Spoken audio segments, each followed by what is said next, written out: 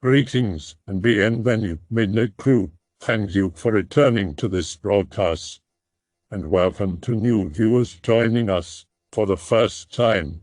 If you like a video, then feel free to subscribe. Hi, Anon. I'm from Russia, and I want to share our creepy stories with you. If you'll like my translations, I'll do more of them, because I think it could be interesting for you to read and for me to translate some really good creepy stuff. The first one is my favorite creepy story. Enjoy, Anon. This story is not about cannibals in the basement, nor about monsters in the forest, nor victims, nor murders. There are only returning childhood horrors and some kind of creepy uncertainty that make my life so damn hard. As for me, that entire story is a horrible truth. So, if you'll make your way to the end of a story, I hope you understand me and feel sorry for me. I wouldn't be so horrified if I knew that really there are cannibals in our basement, devouring our neighbors. The real horror, believe me, strikes you then you rest in your bed at night in your own apartment and unable to close your eyes, because you know that there may be something there in the dark, something that won't come through the front door. But let's start from the beginning. It began a long time ago.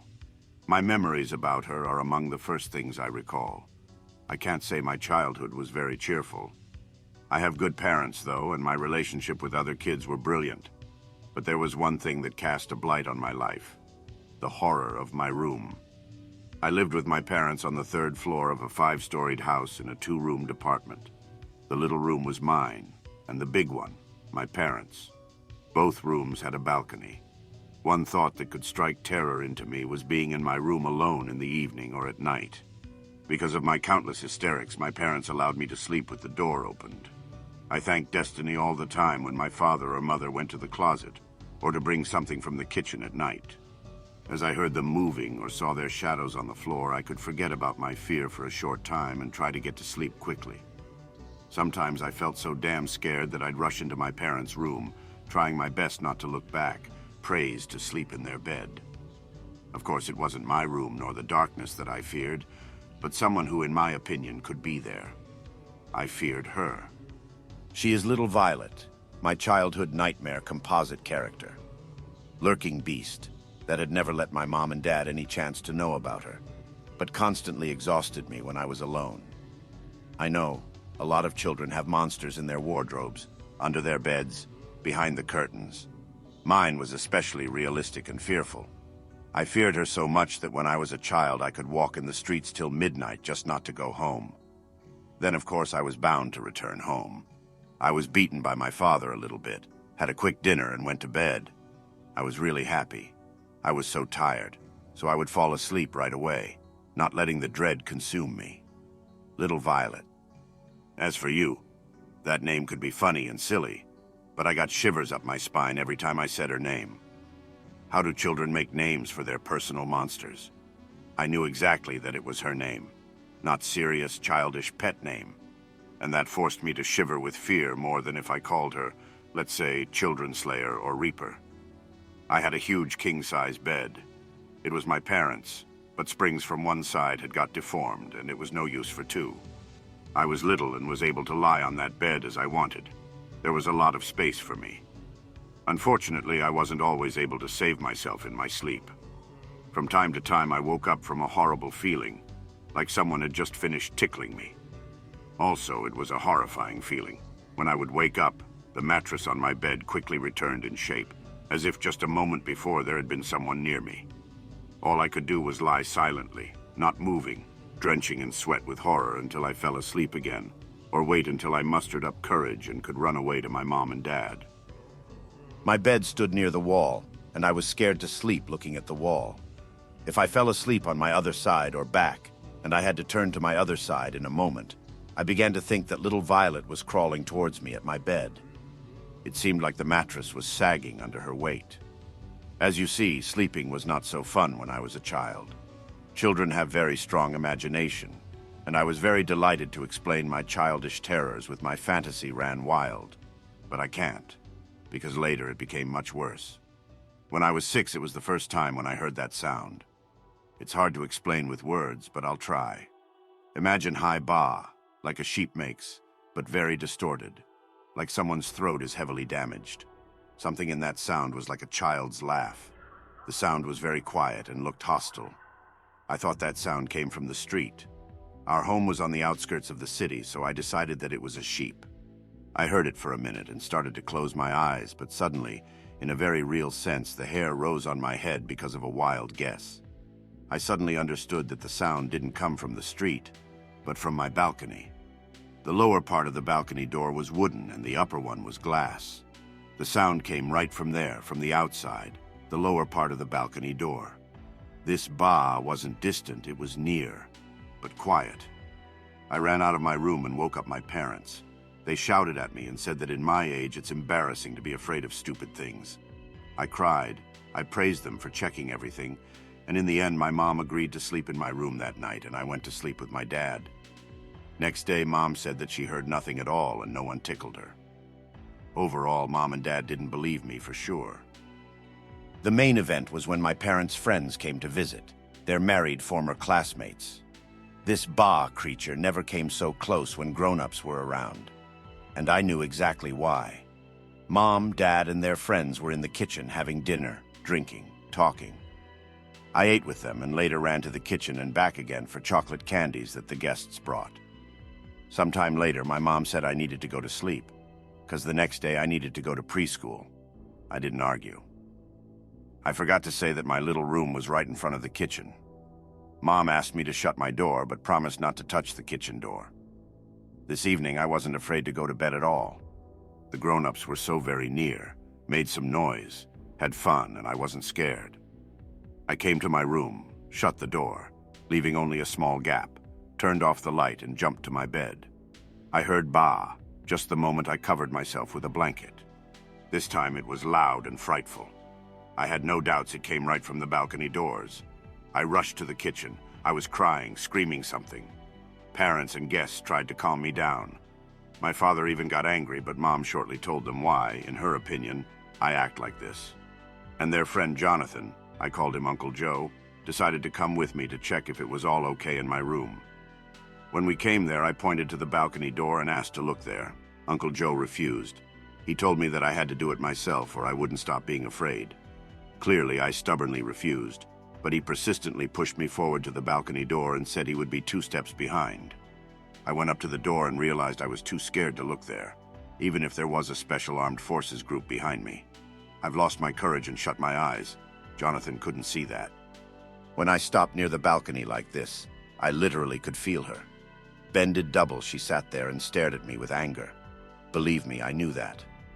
Through the gaps of the balcony door, the air leaked, and I smelled a cadaverous stench. I felt sick because of it. So, kiddo, Jonathan said. As I've said, there is nothing to fear. Besides, the doors are shut. At this moment, I jumped from the balcony and asked him to look there again. I grabbed his arm and tried to pull him towards the balcony door, but he removed my hand, smiled, said goodnight and left. He thought I had looked there myself, and of course had seen nothing. I heard my mom's strict voice from the kitchen, demanding to turn off the lights and go to bed. As you can see, there was no way out. I came up with nothing better than to take a flashlight from my bedside table and turn it on. When my parents once again shouted to switch off the light, I did it. I literally glued myself to the door. My hands were shaking and the flashlight beam was beating around the dark room. It was quite a hell to stay there, but I couldn't run away from my parents. I thought if I'd be so hysterical, they'll just lock me in my room. I heard that the grown-ups went out of the apartment to smoke. When they shut the front door, I quickly opened mine and stood at the doorway. The flashlight beam moved around the walls, the furniture, and the ceiling. And then I saw her for the first time. I sincerely hope that you won't experience such horror, never in your life. When the flashlight was exposed to the light at the top of the high wardrobe, just near the ceiling, I saw her lying there. I'm sure she didn't want to hide. She had waited until I saw her, to be more exact. Her hand stuck out, if only you could name this limb so, and then her head. Little Violet had dirty blue skin, looked like something rotting, obsolescent. Her paw looked like a spider. The limb was so very thin, with no less than 10 or 12 fingers, thin and long. Her head was long, horse-like. Two disproportional huge yellow eyes with vertical narrow irises stared at me with unbearable anger. Her toothless mouth, at the lower part of her head, looked a black hole, was smiling. And that rotten stench, now I truly felt it. I dropped the flashlight, shut the door, and ran to the empty kitchen. There I hid under the big table. As I was sitting there, melting into tears, I fearfully thought that my mom and dad would never return. Or if they did, they would see me and send me to sleep again. But it was not so soon that they found me. My parents and the guests were a bit drunk. After coming back, they sat and continued to chat. If someone stretched their legs, I would be caught. I need to say that half of this big kitchen table was right in front of the kitchen door. It took me a lot of courage just to stretch my head a little and look at the door to my room. Yes, you are right. My door was opened. Little Violet was right in the doorway and looked at me under the table. I saw her for a moment and quickly closed my eyes. She was there, in my room, as if saying, "Look, I am here, near you. Your stupid mother just needed to move her head a bit and she'd see me, but she doesn't care." I could get as close as I wanted. I barely remember what happened next. I clearly fainted and spent some time lying under the table next to the wall. When I heard my mom screaming, the guests were gone. Mom and Dad took me from under the table, cleaned me, put clean pajamas on me, gave me some medicine, and let me sleep with them. Of course, it happened long time ago. I could add or exaggerate something, but on the whole, I remember this event very clearly. What saved me from all that terror wasn't a good thing. My parents got divorced. I was 7 then. I'm sure I made it much simpler for them, one half-psycho child, but what could I do? Their divorce was peaceful. The apartment was left for my dad, me and Mom. We left for her sister's house on the other side of the country. From time to time, Dad came to get us. But when I grew up, I went to his place more often. 2 years later, he said that he had met one young woman in the town nearby. When I went to my dad's, usually we were at bars and I stayed at night in a hotel. I just didn't want to bother Dad and his woman. It started again this year. I graduated from the university in my city, and in the beginning of the summer, Dad called me. He wanted me to visit him, because he'd give me our old apartment as a gift and move to town with his new wife. I was so damn happy, because first, I'd have a good place to live. Second, in my hometown, it'd be much easier to find a good job. Where I lived then, I didn't have a girlfriend or any true friends. To put it simple, I was ready to go. After a long and exhausting document execution, I found myself to be an owner of the apartment. There were a lot of changes here. Father had renovated it, put up wallpapers, and renewed most of the furniture. And he left all this to me. I decided to sleep in my old little room. I'm 22, I thought. What monsters could be there? As a student, I used to go to bed very late, all because of the PC and the internet. But the strange things started immediately. At first, I did my best not to connect them with events from my childhood. Now, not only my room, but the whole apartment was in danger. For example, the light bulbs in the kitchen always die fast, all the time. I called Dad, but he insisted that the wiring is okay. It seems like if you install a new light bulb and go away, someone removes it, damages it, and reinstalls it again. In the restroom on the floor, there appeared some kind of stinky, dirty mess, like someone vomited there from time to time. At least once a day, I have to clean it. I go for a walk, and when I return in the evening, there is no light in the kitchen, and the restroom is covered in all that. I start remembering what I feared when I was a child. Sometimes when I'm about to fall asleep, I catch myself watching the balcony door and wardrobe which Dad left here. A week ago, I woke up at night from an intimate feeling, as if I was tickled in my sleep. I have a small bed now for one person, and you know what? I can swear that at the moment I woke up, it feels like someone was on top of me. Next evening, I dined in the kitchen, and I could clearly hear a quiet bah from my tiny room. I moved the bed and the PC to the big room, locked the little one, and never opened it.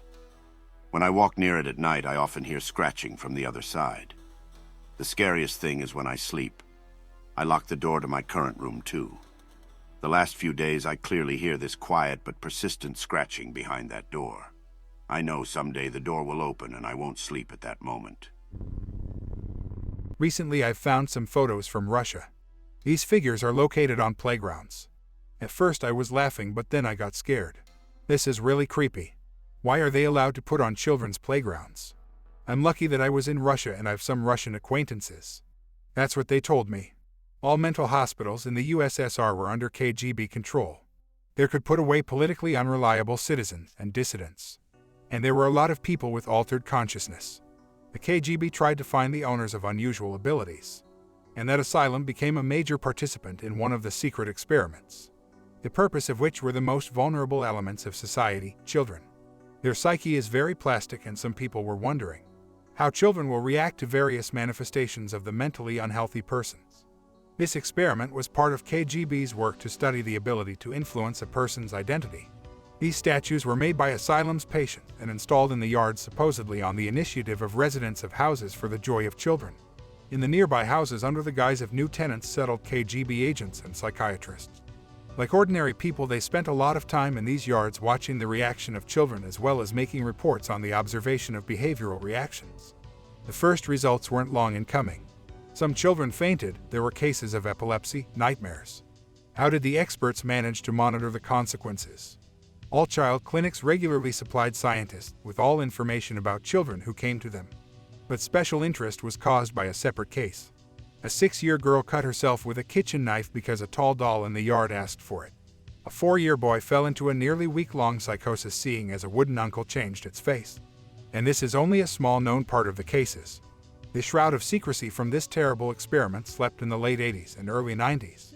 How it all began, whether the escaped patient blurted out to someone that in the yards there are figures that he did, or some doctors had a guilty conscience, we will never know. These figures are still standing in the yards of hundreds of Russian cities. Do the organizers of this experiment even remember? For this, it isn't known. But the fact is that these terrible cast of sick minds still affect children, no doubt. There is a psychic soldier program in the Moscow subway system, hidden entrances to underground lab where they're doing human experimentations into psionics, creating human puppets powered by the subconscious energies of the masses. Joint experiment between Japan and the US. Goal of creating perfect assassins and stormtroopers. The latter are homeless or military personnel that were lobotomized, brainwashed, and linked up to a control terminal with a psychic commander that gives orders. The reason it works is that they've set up subsonic frequencies, which siphon unconscious energy from normal people, and empower the psychic, which ends up controlling the soldiers and assassins. They've got small, hidden bases around the world that usually abduct average Joes, drugs and brainwash, so they form a link with a commander and control them into becoming terrorists, or doing the wet job of taking out high-value targets without revealing themselves or getting tracked. Ever had nightmares where you've seen behind the eyes of people, or where you've done things such as murder people you don't know or die? Well, that's because they've taken energy from you to power them, and you can catch glimpses. Sometimes you don't know or can feel it happening. Growing up, I spent a lot of time in rural Russia with my grandparents. The village was kind of secluded and surrounded by pine and oak woods, with a small lake on one side and a cemetery on the other. The atmosphere was exceptionally magical and eerie when fog came down on cold nights, so the locals were extremely spiritual and superstitious. 3 years ago, I left for a job offer in Moscow after my grandfather's death and only managed to visit the place just recently on a holiday leave. Visiting his grave again reignited many memories from teenage and childhood years, so I decided to share them here for the sake of it. Over the years spent there, I've heard many stories told by the elderly and experienced some/x/tearish events myself, so consider this thread as some kind of spooky story and hearsay dump in no particular order. For Chan says my post is too long with the first story, so I will post it right away. The first thing that comes to mind is how my grandfather used to lose his shit and get mad at me when I did anything remotely fun during thunderstorms. Be me. It's pouring outside. Decide to fix a snack. Grandfather comes in. You mustn't glutton during thunderstorms. Okay. Sit down and play cards with my cousins. Grandfather comes in, scolds us and takes the cards away. Okay. Start goofing around the house doing noisy kid stuff. Grandfather comes in. That's no way to behave yourself during thunderstorms. Ask grandfather why. Grandfather then tells a story from his old village his mother used to tell him. Be early 1930s. Small now non-existent village in Bryansk Oblast. It started to rain and no more work could be done in the field. People gathered in a local hub for a dance night. Men bring booze and snacks to make the night fun. Accordion plays, women sing and tell spicy chastushki. Russian short folk songs, usually vulgar or comedic. Time to dance in pairs. Some middle-aged woman has no partner so she gets blasted instead. Grabs a wooden icon of Christ, see pic related, from the wall and starts dancing around the room shouting, got a partner, to everybody's laughter. Thunder roars, the dancers tumble and fall. The room is quiet, everybody gets up except the woman, so they decide to check on her. She lies stiff with the icon in her hands, eyes wide open, not blinking. Not breathing. Took 2 men to take the icon away from her hands. The wooden icon has her black handprints burned in. Heavy rain and thunder is Christ crying for our souls, so acting like a fool is disrespectful. That's why you never act foolish during thunderstorms. Would only read books once it started pouring since then. Even though this story is short, it took me more than an hour to type out because the longer I do this the further I delve into memory, some of which make me sentimental and some give me goosebumps. I will probably go out to buy a drink and post more later. Got myself a beer, time for a personal one. Grandparents' house was quite big and my grandfather was very proud of himself for designing and building it by himself. The biggest upside for me as a kid was a spacious attic where they stored tons of old stuff like books, furniture and stuff that belonged to my deceased great-grandparents. Found a pre-revolution tome of Pushkin's poems published in 1887 once even, which was cool. Anyway, the point is that I loved digging through the old things and seeing if I could find something interesting. One of those times was my first encounter with the paranormal. Me, 12. Scavenging through the attic again. Find a bunch of books in an old wooden cupboard. Mostly Soviet publishings of classic literature. Notice some faded album on the bottom shelf. Get down from the attic and look through the photos. All of them are just some kid I never knew in different ages, ending with some photos of his teenage years. Come to grandmother and ask her who that is. She gets mad and slaps me on the neck. Says that I should never take things from the attic down to the house without asking her permission because it's a bad omen and tells me to put it back where I got it. Refuses to talk to me for a while, so we both mind our business and forget it the next day. A week passes. I go outside to explore an abandoned summer camp walled off from trespassers with lousy concrete blocks like pick related. Start climbing one to get inside. Hear something crack. Oh shit. Managed to jump off in time so it only fell on my foot, breaking 2 fingers. Cry because it hurts like hell. Decide it's enough exploring for today and limp back home with tears and snot on my face. Grandmother breaks down when I tell her what happened. She goes outside and asks a neighbor to drive us to the hospital. Could have been worse, just 2 small cracks. Why did you have to take that album? Ask grandmother what was that about when we got home. She tells me that the kid in the album photos is her dead cousin. Tragically died when he was 16 because a concrete block fell on him, breaking his spine when he walked past some construction site. Grandmother takes me to the cemetery. Turns out he was buried at the one near the village. We light candles and pray for his peace. Babushka says that the album has bad power because her cousin didn't want to die so soon, and I was probably only lucky because his soul watched over me. Older people in the village, despite being very Christian, still believed in spirits like Domovoy. In Slavic myths, he is a neutral spirit who inhabits most of the households and watches over them. If you are respectful towards him, your house is safe and he will warn you if anything bad is to happen. If not, he will cause trouble and scare you at night until you come to your senses and start treating him well. In some cases, he might even force you to leave house for good so better owners can move in. If you don't invite him in with a certain ritual when building your house, he will not enter at all, and it will be easier for evil spirits to move in his place. For example, my grandmother used to leave a small bowl of milk on the shelf for Domovoy every other weekend. She and my mother used to tell stories about a dark shadowy figure that sat on their chest at night when they forgot to do so for a long time. As a guy who grew to 190 centimeters before my cardiovascular system could adjust when I hit puberty, getting sleep paralysis was the most common thing. Sometimes I would even get like 3 or 5 of those in a week. So I laughed at their stories and told them the medical implications of this occurrence like a teenage smartass that I was.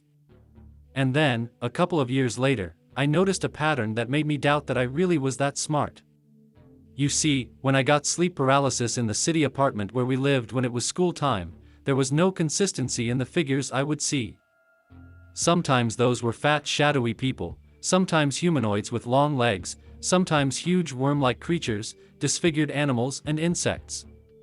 Sometimes just staring from the corner while I can't move, sometimes strangling me, sometimes running around the room like crazy.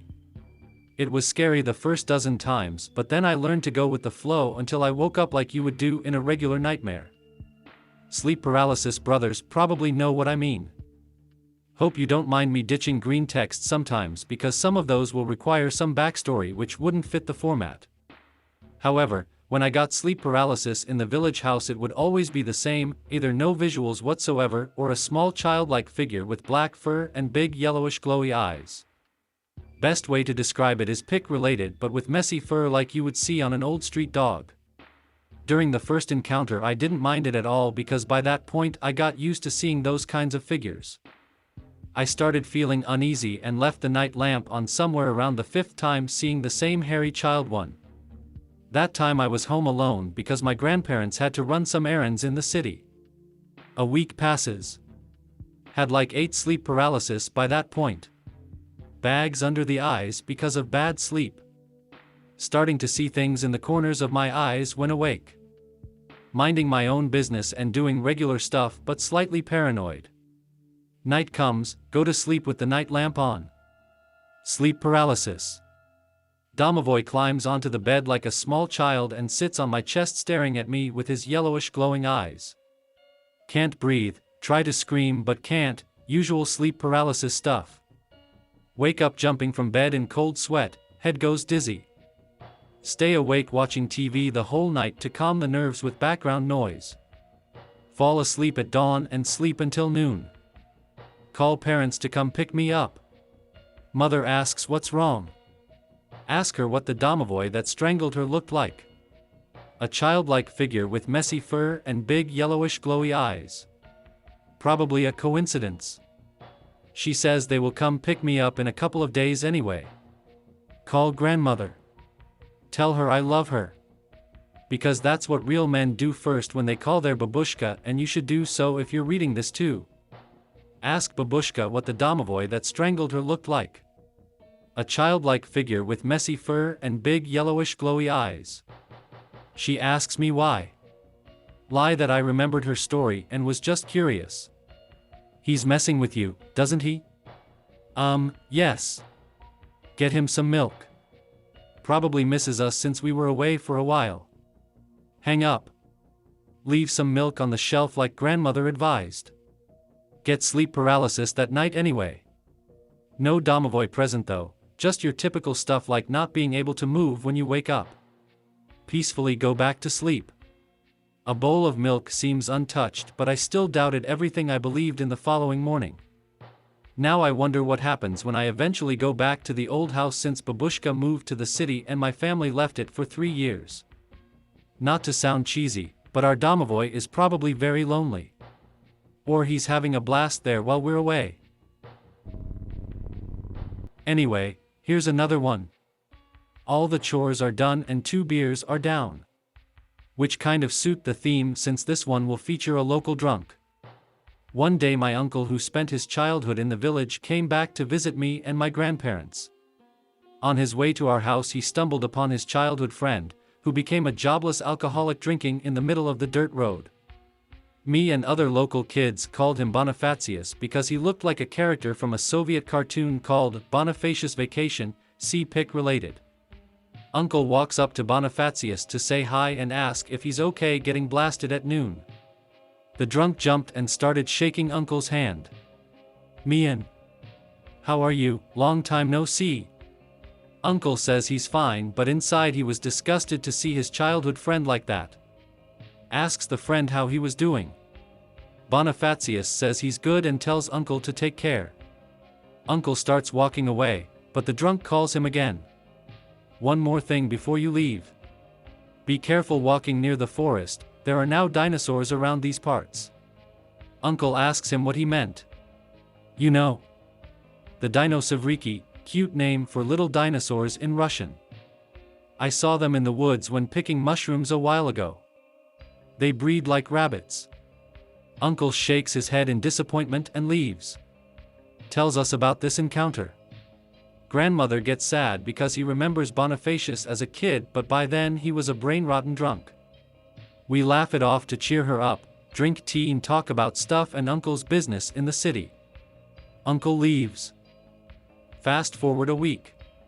Grandmother decides to call Bonifacius and ask him if he needed anything because she was still sad he went delirious from drinking like that. No one picks up. Grandma decides that he's binge drinking again and doesn't even care to pick up his phone. Goes to check on him in person. Nobody home. Neighbors tell her that they haven't seen him in days. Fast forward a couple of days more. Local search volunteers find him an hour away deep in the woods. Mauled by some animal while picking mushrooms. The feel when dinosaurs finally got him. Southern Russian front was the most violent offensive of World War II and our city was 90% destroyed by artillery and carpet bombings, so I heard plenty of those growing up, but most of those are more fitting / rather than /x/. There are some spooky urban legends though. The woods around the village I grew up in are littered with World War II-era military stuff from partisan warfare, so people go treasure hunting with metal detectors all the time. In the late 2000s there were tons of discussions on local forums about the sites of abandoned German and Soviet forest camps and hiding spots. Apparently there's one area in the woods that is considered a gibloy miesto, bad/dead place in English, by the treasure hunters and mushroom picking enthusiasts. People would often get lost for days when they go there, some unsolved cases of disappearances too. One of the local old men told me about his experience. Be a mushroom and berry picking enthusiast in the late 1990s. Decide to go deep into the woods where the biggest ones grow. Walk east for hours until the dirt path is overgrown and no longer visible. Stumble upon the most plenteous spot. Pick a full basket of porcini mushrooms and a bucket of wild raspberries. Already getting dark, so it's time to go home.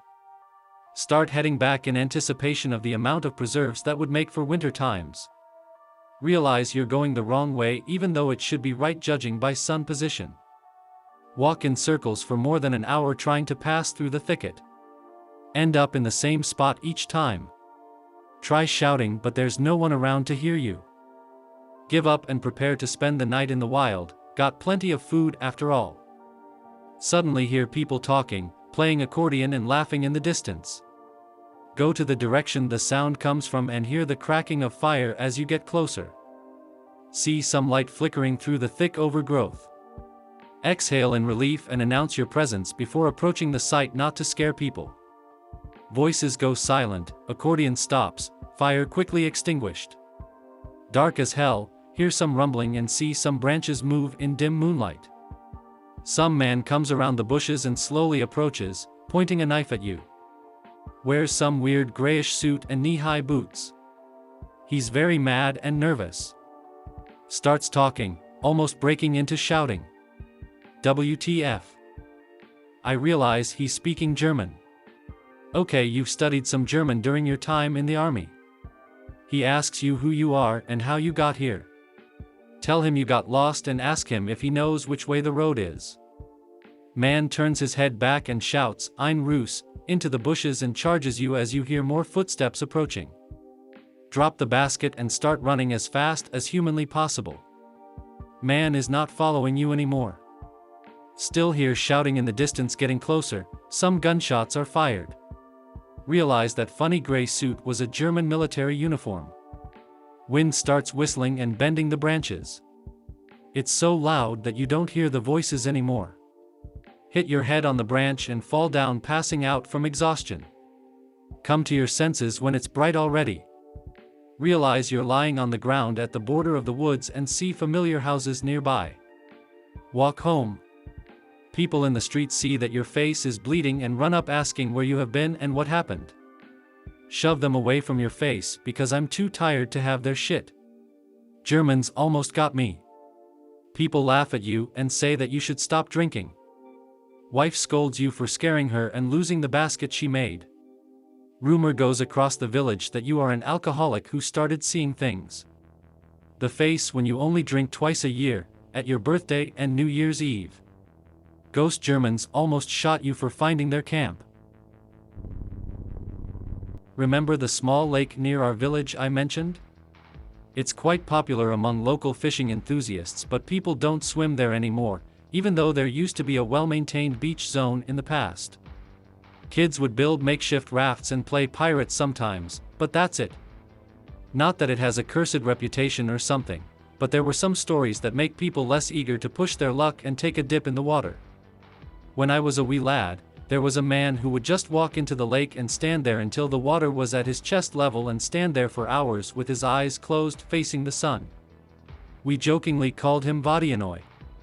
Vodanoy is a popular character in Russian mythos. It's a primordial being that inhabits lakes, ponds, rivers, and swamps. Imagine your typical merman but greenish, covered in algae and looking like an old man, sometimes taking the form of a giant catfish. He minds his own business mostly, but if he dislikes you for some reason he would drown you, making you his slave in the afterlife. The easier way to anger him is to swim at dusk/night and fish in his domain without asking permission first. The lawful evil spirit of the water, basically.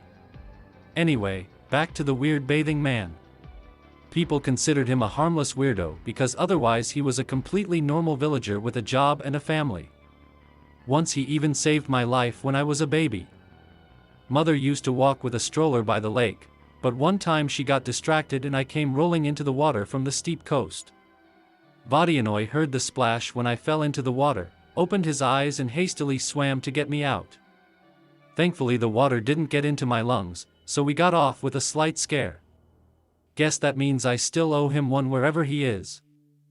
That was the exposition, time for the actual story. Years pass, the man still stands in the water with his eyes closed for hours 2 or 3 times a week.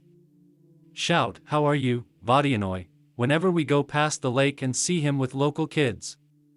The man just stands there and doesn't respond, not until he eventually goes out of the water. He's okay with his nickname, so we make inside jokes and conspiracy theories about him.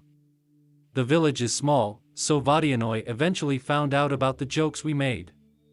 Laughs too. Never explains what's the deal with him standing in the water when confronted though. Just says, "I guess that's how I meditate." This goes on for a couple more years. Until one day the man goes missing. Last time people saw him he was doing his usual thing. Disappeared without a trace and no one saw where he went. His wife is an emotional wreck, calls the police and the searching squads. His boss says that he never showed up at work that day. Bus driver said that he hadn't seen him either. They searched the lake through and through. Nothing, just some rubbish at the bottom. Still missing to this day. Children say he was taken by actual Vodanoy. Fishermen start catching catfish that have never inhabited the lake before. Russian spirituality is a weird one. Christianization of Russia met so much resistance from the local heathens that the Orthodox Church had to compromise and allow many pagan holidays and beliefs to intertwine with the Christian narrative. Sometime later there was just one god, and all the primordial beings became angels and demons. One of those were Alkonost and Gamayun, pig-related, the paradise maiden birds. Before Christianity, they were maidens of the wilds turned into birds by the ancient gods, predicting future and offering comfort to the travelers through their mesmerizing songs. After Christianization, they became messengers of the Lord. There are no recorded evidence of people seeing them, but they are easily recognized by their singing, which sounds nothing like any bird or woman you ever heard. Be teenage me. Go out in the woods to pick wild berries for babushka to brew some kompot, a traditional Russian drink made by boiling fruits or berries. Walk for hours until the bucket is full. Listen to the birds singing their usual songs. Suddenly hear the melody you never heard before, but too familiar. It sounds as if it's sung in the distance, but right before you at the same time. Almost like a girl singing, but birdish at the same time. Break down crying because it kind of sounds like your mother singing you to sleep when you were little. Never felt more at peace in your life. Get carried away. Take out your mobile phone and start calling your mother, brother, and close friends, telling them how much you loved them with shaky voice. They're all confused, but don't question it. Say that they love you too. Laugh and cry until the melody quiets down. Now you're just standing in the middle of the woods with wet red eyes and a bucket full of berries. Go back home. Enjoy your compote drink. Never question anything that happened and accept it for what it was. Sometimes comfort is not the only thing those paradise birds would offer, though. They are believed to reveal future to the ones willing to hear what is destined for both men and animals. My uncle had a similar story from the early 2010s. Be my uncle. Drive to the village to see his parents and me. Listened to the radio but decided to turn it off because his head hurt after a long day at work. Listen to the nature around. Mostly crickets and birds. Notice a pattern in a distant bird singing. Something between an owl and a cuckoo. Sounds as if it says, Ogon, Ogon, Ogon, over and over again. Ogon means fire, fire, fire in Russian. Don't mind it because it's not too spiritual, but I wonder at how peculiar that sounds. Finally arrived to my grandparents' house. Spend a week off there doing errands in the garden and teaching me to do sports time to leave next weekend. Go outside in the morning. Can't see shit. The whole village looks like some Silent Hill location. Thick smoke covers the land and ashes fall down from the sky. Turn on the news. Forest fires of 2010 started destroying many households in the villages located near the woods. The whole region is covered with a cap of exhaust from burning trees. Neighbor's house made of wood catches fire, thankfully put down by the firefighting brigade. People get sick and hospitalized from breathing nothing but smoke for weeks. Whole thing lasts till the end of month until neutralized by the authorities and volunteers put 2 and 2 together. Realize that something tried warning you on the way to the village. TFW should have listened to Gamayun. I hope that you enjoyed tonight's broadcast. If you enjoyed tonight's story, then please subscribe to the channel as more green texts will appear daily. A new broadcast will appear when the clock strikes midnight Central Time.